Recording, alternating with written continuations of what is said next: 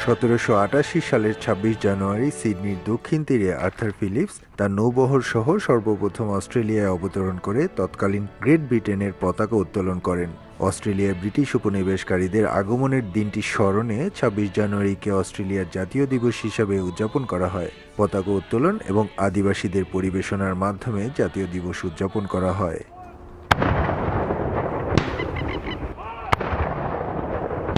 দিবসটি উদযাপনে অস্ট্রেলিয়ান প্রতিটি রাজ্যে জড়ো হন হাজার হাজার মানুষ। Canberra, Sydney, Melbourne, Brisbane, Partha, Adelaide সহ প্রতিটি বড় শহরে নানান অনুষ্ঠানের আয়োজন করা হয়।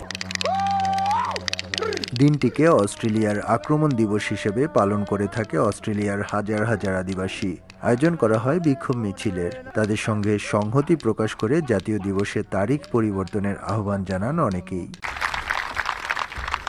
জাতীয় দিবস উপলক্ষে এদিন নানান সেবামূলক কার্যক্রমের জন্য পুরস্কারের পাশাপাশি শত শত নতুন অভিবাসীকে অস্ট্রেলিয়ার নাগরিকত্ব দেওয়া হয়। এবছর মানব কল্যাণে অবদান রাখায় সিডনি, মেলবোর্ন, ব্রিসবেন ও অ্যাডিলেডে বেশ কয়েকজন বাংলাদেশি বংশোদ্ভূত অস্ট্রেলিয়ান নাগরিককে সরকারের পক্ষ থেকে সনদ দেওয়া হয়।